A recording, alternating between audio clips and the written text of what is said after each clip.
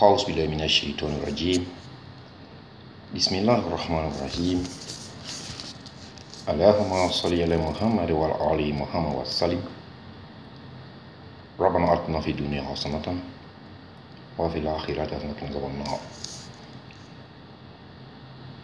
Nous avons promis expliquer le hadith qui nous enseigne une chose fondamentale, qui est aussi une chose à la base de nos dérèglements parfois, parce qu'on ne fait pas trop attention à la liaison entre ce hadith et ce que les sciences modernes d'aujourd'hui ont réussi à quand même expliquer en partie, même si l'explication peut se faire mieux comprendre dans l'esprit des hommes de ces temps-ci par rapport à ceux qui avaient reçu le hadith de ces prophètes, mais qui ne pouvaient pas avoir la connaissance scientifique pour en appréhender l'explication totale. Ils exécutaient donc le hadith en faisant plus confiance à ce que le prophète avait dit, que ce soit Isa ibn Maryam ou Mohammed salam, que à comprendre les phénomènes qui entourent ce hadith. Quel est ce hadith? Les prophètes ont toujours recommandé de tenir nos regards très loin de ce qui est obscène ou qui peut mener à tentation en général, que les musulmans ont rapidement raccourci en disant baisse le regard. Baisse le regard pour ne pas être tenté par quelque chose qui peut nuire à ta foi, par quelque chose qui peut mettre un frein à ton ascension spirituelle vers le divin. Pourquoi baisser le regard? Car il faut aussi compléter qu'il ne faut pas seulement baisser que le regard, il faut même peut-être parfois boucher les oreilles. On va expliquer. Ce que nos yeux rencontrent ou ce que nos oreilles entendent fait naître en nous une sorte de, parfois des désirs, quand c'est des images qui peuvent créer le désir. Généralement, le hadith qui dit de baisser le regard, c'est généralement pour tuer le désir qui naît d'un regard envers un être ou une situation qui provoque justement ce désir. À l'époque, c'était quand même difficile que les prophètes nous expliquent ça de manière scientifique. On ne les a même pas suivis. On les aurait pris pour des fous peut-être même. Et ça n'avait pas porté le hadith. Mais de nos jours, on peut expliquer pourquoi il faut baisser le regard et même se boucher les oreilles.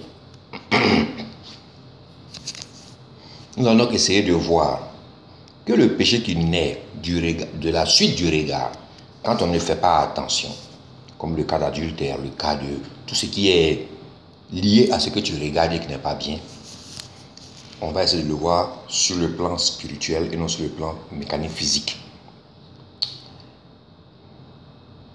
La science qui répond aux questions du comment et non aux questions du pourquoi n'a donc pas réussi à satisfaire l'homme quant à l'interprétation de ces hadiths, de cette recommandation prophétique et de la science moderne. Parce qu'il y a la science mécanico-physique qui concerne ce que tu vois et que tu peux expliquer par des lois physiques ou mécaniques. Et il y a la science divine, spirituelle, qui englobe justement cette science mécanique. Quand donc tu fais ton étude mécanique en dehors de la science divine ou spirituelle, l'explication n'est pas celle qui permet aux gens de comprendre ce que le divin veut expliquer.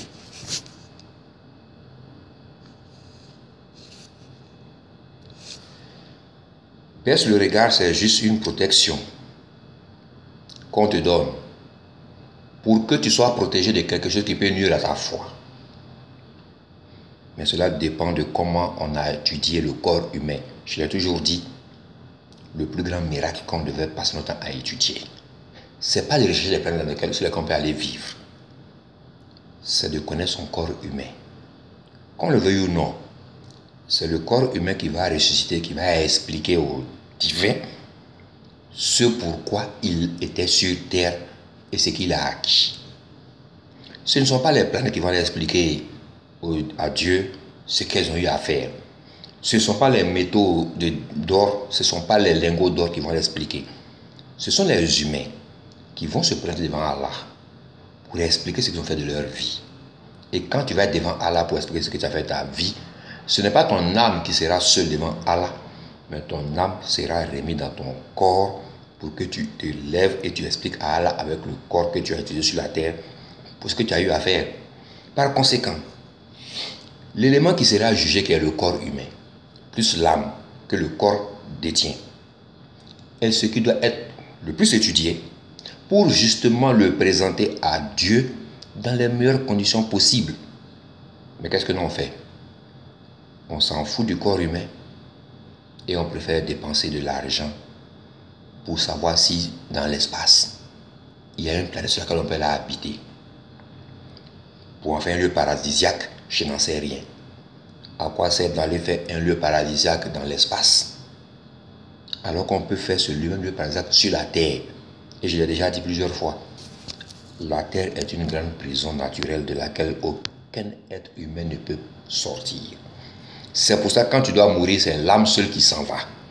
Le corps ne peut pas franchir, ne pas aller au-delà de l'atmosphère. C'est impossible. J'ai déjà dit plusieurs fois, d'autres ne croient pas. Ce n'est pas le but de mon entretien. Donc, l'être humain a été créé parfait. Je l'ai toujours dit. On est créé parfait. C'est ce qu'on fait après qui nous rend imparfaits ou qui nous permet de garder la perfection. Donc, on est né parfait, sans faute, sans souillure, sans péché. C'est ce qu'on fait après qui déteint sur nous.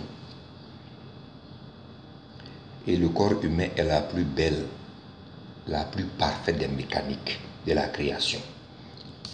Mais cependant, la quête extérieure due aux grandes découvertes amène l'homme à ignorer ou à s'ignorer et à se perdre et à perdre plus de temps à chercher à aller récolter des cailloux sans valeur sur la lune, même si tout existe, que d'étudier la plus parfaite et précise des machines de la création, l'humain.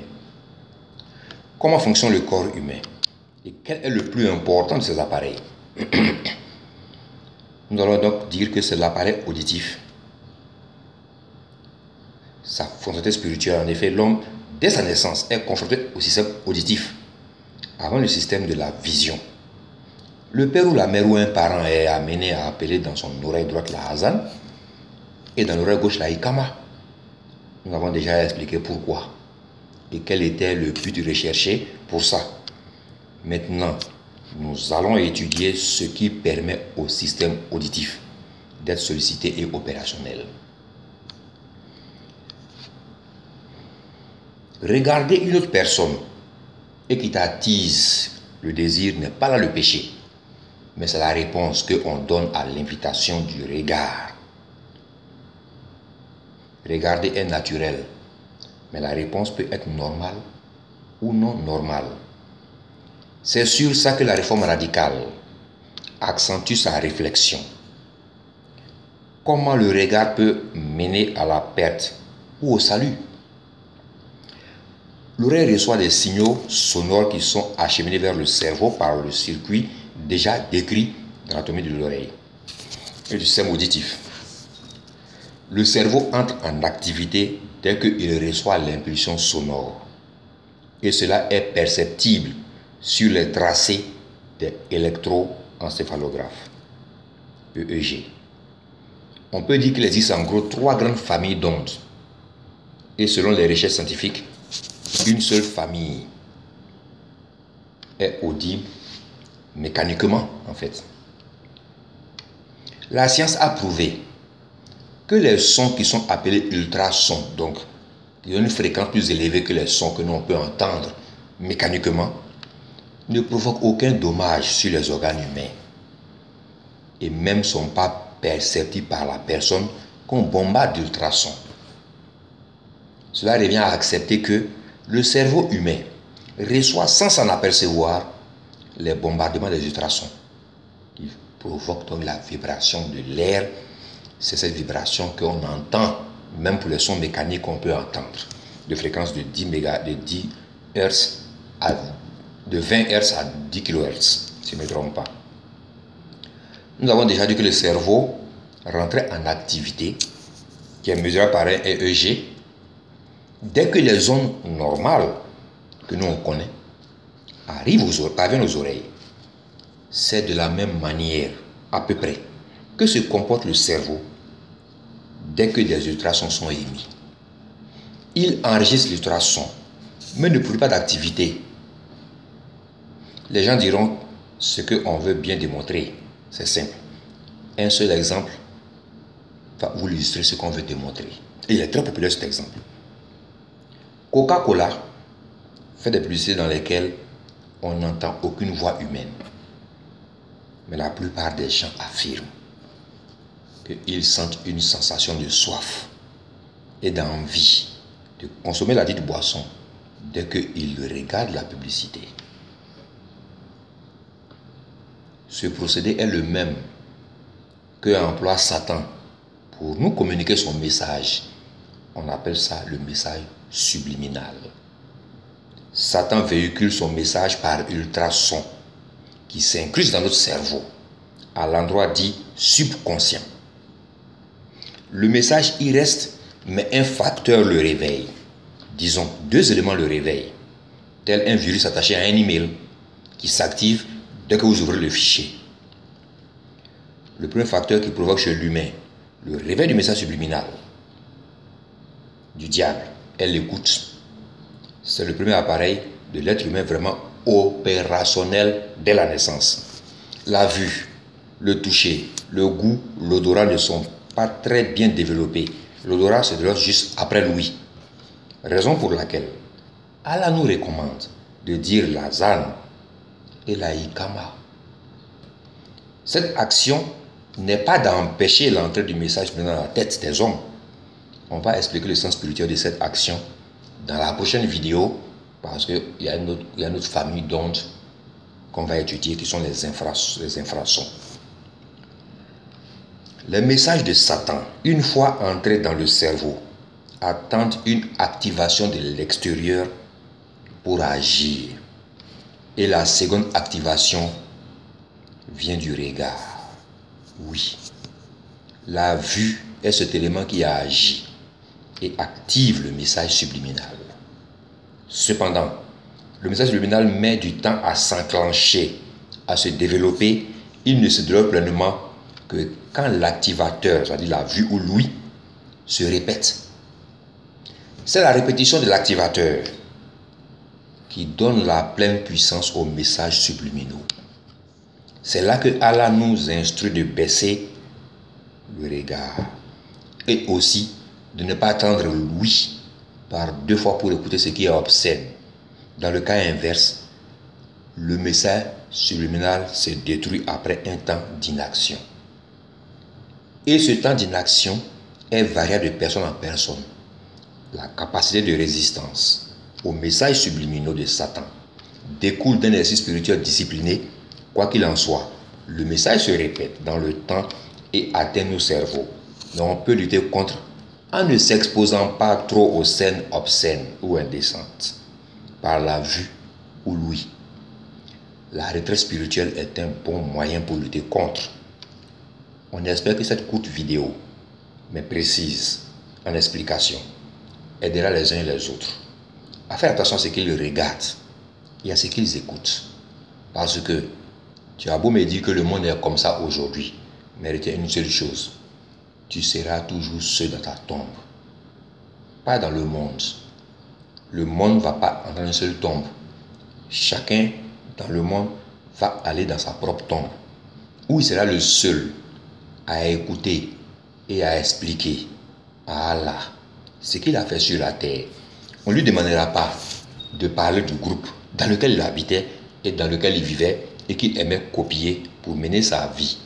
C'est ce jour-là qu'il se rendra compte qu'il aurait dû, avant de mourir, écouter plus ce qu'on lui disait que de regarder plus ce qu'on lui disait pas de regarder. Massalam.